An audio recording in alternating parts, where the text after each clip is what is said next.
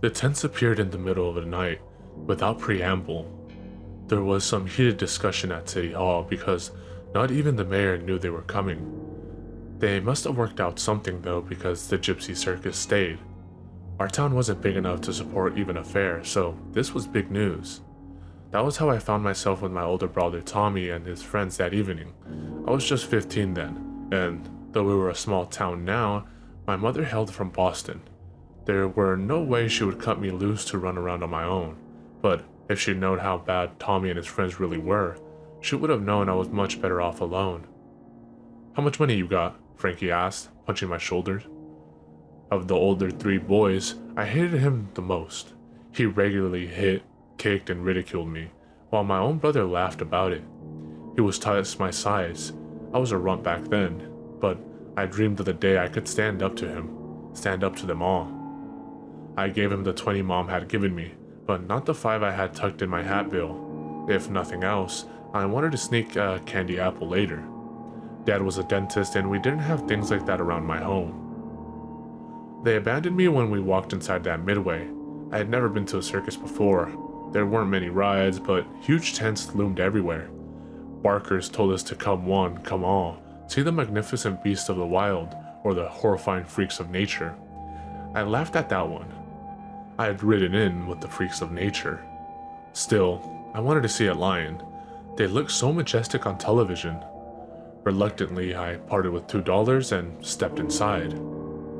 The tent smelled of sawdust, sweat, and dung, but inside were the most fantastic creatures I'd ever seen. I picked a peanut off the ground and fed it to an elephant, then sat on a bench to await the show. The lions were my favorite part. I knew they were big, but I never expected anything that huge. I held my breath when the lion tamer stuck his head in one of the creature's mouths. Its incisors looked as long as my fingers. Its back teeth, which I knew were called carnassials from a book my dad gave me, worked like scissors to cut and tear meat. No way would I have ever had the guts to stick my head in there. After the show, I debated spending another $2 to watch the same show again, but I really wanted that apple. As I made my way to the food trailers, a girl called out to me, "Read your fortune for $1.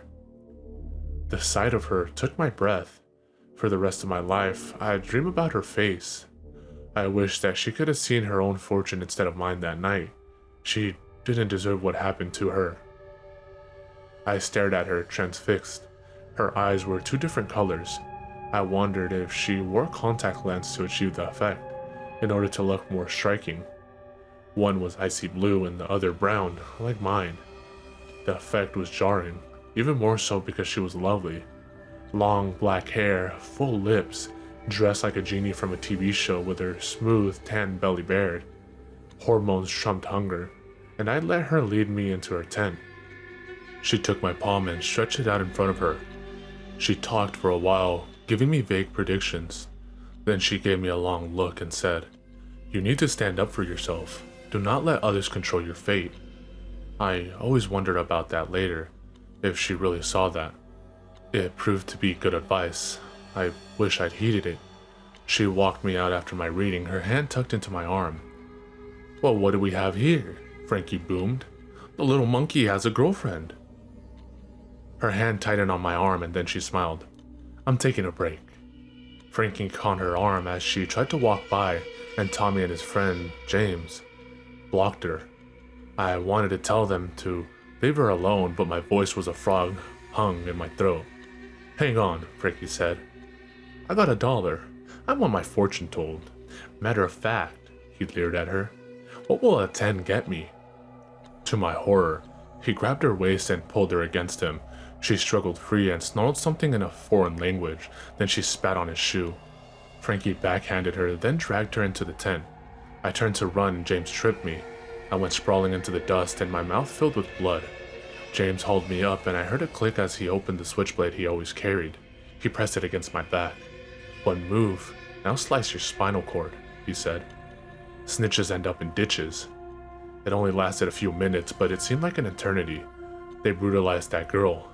I heard her struggle at first and nothing. That nothing terrified me. I was crying, blood and snot choking me. People walked right on by and nobody seemed to notice something was wrong. Something was horrible. The newspaper said her father found her, naked and beaten in that tent. It was 2 days before she could give the police a description. I was relieved when the police pulled up in front of our house. "Don't you say a word," Tommy hissed, "or I'll swear on my life I'll end you." I wish I could have said that I spoke up. Told the police everything, but I didn't. I thought her description would be enough and the DNA. But I'd misjudged small-town politics. Frankie, Tommy, and James spun some story about the girl being a prostitute and soliciting them for money. Then she said she grew angry when they didn't have enough and threatened to cry rape if they didn't bring her enough money. They said another gypsy had beat her to make the story look real. The judge closed his briefcase and let them go. We walked outside together. I've never felt so sick, ashamed. Tommy and his friends stood beside me in their fresh suit and ties, looking like altar boys. An old gypsy woman approached. She muttered something, then made a sign in the air with her gnarled finger. Frankie stepped towards her and James caught his arm. The girl sobbed against her father, her beautiful face still swollen and discolored. She whispered something to the old woman and pointed at me. The old woman's eyes narrowed and she made another sign. "That's enough," my father said, and led us away. The circus disappeared and within a week, my brother and his friends were dead. Tommy got his hand caught in the garbage disposal at the restaurant he worked after school.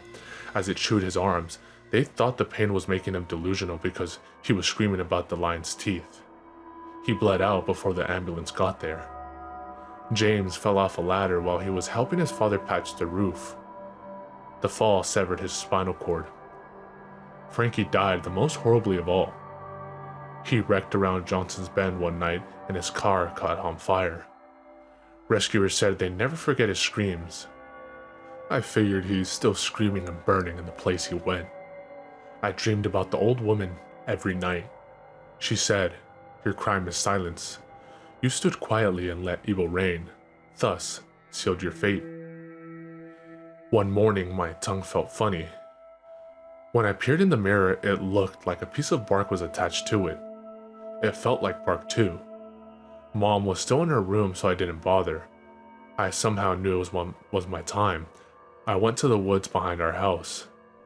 My steps grew heavier as I walked, and I could barely drag my feet through the leaves. When I looked down, my legs no longer looked like human. They were forming into a tree trunk. Roots curled from my toes and spiked into the ground. I raised my hand to feel my tongue, and my arm froze there. Bark raced down it, falling in place like Legos connecting, covering what was human. With no surprise, I saw the girl walk out of the woods. "I know it wasn't your fault," she said. I begged my Baba for mercy. She said you must learn your lesson.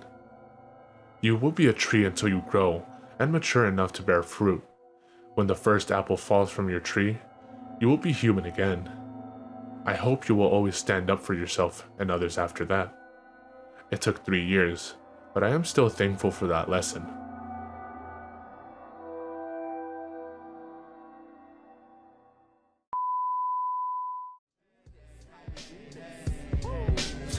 Letting the blow, getting the dough. We be checking your hoe while you sweating the flow. I be's intellectual, incredible, and flexible. I turn the virgin sexual, impeccable, but technical. I be the first letter, you ain't know. Check the alphabetical order. My natural elements, chemical shorter to leave it cruel. More bloodier, dimensional waters. On the 28th, your thoughts are pennyweight. I'ma generate these bonds.